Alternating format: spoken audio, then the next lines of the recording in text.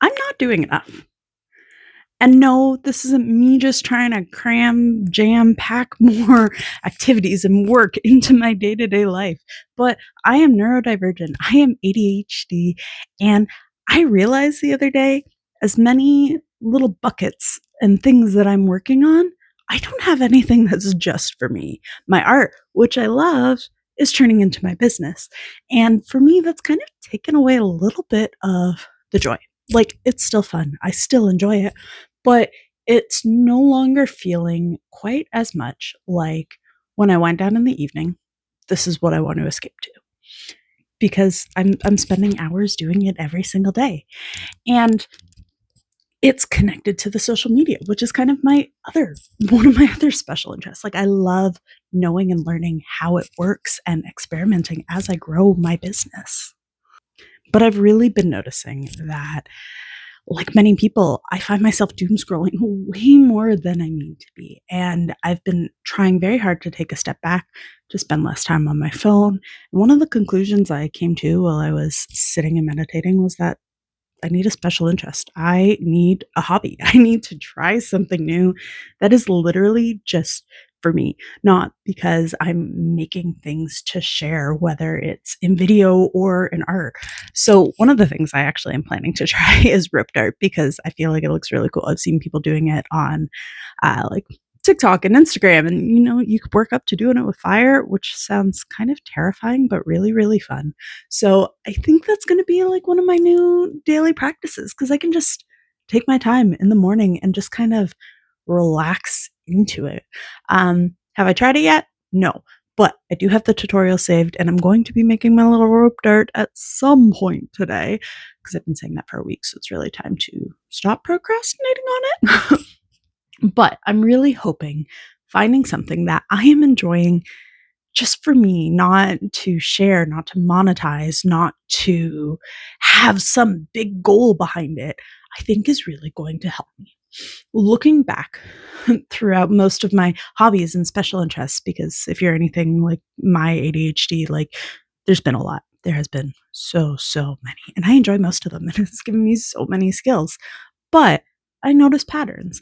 A lot of times, yes, I'm working on something creative like art or writing or poetry or music, but I often tend to have a hyper focused special interest related to my body, not in a bad way, but more I'm paying attention. I'm researching the kinds of foods that work well with me, work well with my health issues. I'm trying a new exercise. I know one time I did Krav Maga for 6 months, almost got up to a level 2, absolutely loved it. But where I live now, it's really hard, honestly, for the last 5 years to find a place to go do it. So that's not really an option anymore, which is where kind of the rope dart came in. But other times, I've worked myself up to running half marathons from not running at all, which was kind of wild. I did that in a summer from like being able to walk 1K to full on half marathon. Uh, Fun times. But I'm noticing this pattern where I my neurospicy brain tends to find the sweet spot when I have a creative outlet and I have a physical outlet and I have a brain researchy outlet. A lot of the brain researchy things have been mental health related, but sometimes I feel like expanding that. I feel like doing something different. I have a lot of knowledge in my brain and I like learning. So making sure that I can incorporate some learning into my day to day, I think is also really going to help. So I don't know if you're neurospicy and things aren't working quite as well for you. Maybe the problem isn't that you're doing too much, it's that you're not doing enough or that you're doing the wrong things. It's good to have a goal, it's good to have a side hustle, a business that you're working on, but it's also good to have something that is just for you or just for you and like your family or a loved one or you and your bestie go running all the time or you know whatever it happens to be. It doesn't have to be physical health related, but that was the pattern I noticed when I went inwards. I sat with it, I meditated on it, I looked at my past history of the ups and downs of my mental health. And a lot of times, incorporating that physical movement, whatever form it takes, really makes a difference. So that's what I'm doing. Um, if you're in a similar boat and you're like just kind of stressed out all the time, maybe it's time to pick a new hobby, but like don't make it a boring one. Well, I guess boring is a subjective term, but try to have fun with it. Try to do something you've never tried. Try, if there's something you always wanted to try when you were a little kid and you got talked out of it and never actually gave it effort, try it. It doesn't hurt.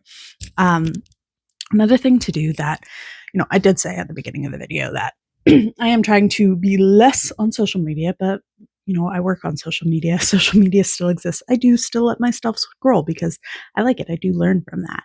But one of the things I do, especially on Instagram, is YouTube too, I save so many videos in different collections and folders. So I have like a collection on Instagram that is specifically just hobbies to try when I'm aimlessly scrolling and I see something that I'm like, oh, I like that. That's fun. I could try that. Maybe that will go in my hobby bucket and one day I will actually try it. Uh, Rope dart was one of those things that sat there for about a year. And then I was like, no, I need to do something. Uh, but yeah, that's my tips for you. If you have an interesting hobby that brings you a lot of joy, but you don't get to talk about a lot, or it just, brings you more balance, but it's a little out there, let me know in the comments because I'm always looking for a good hobby.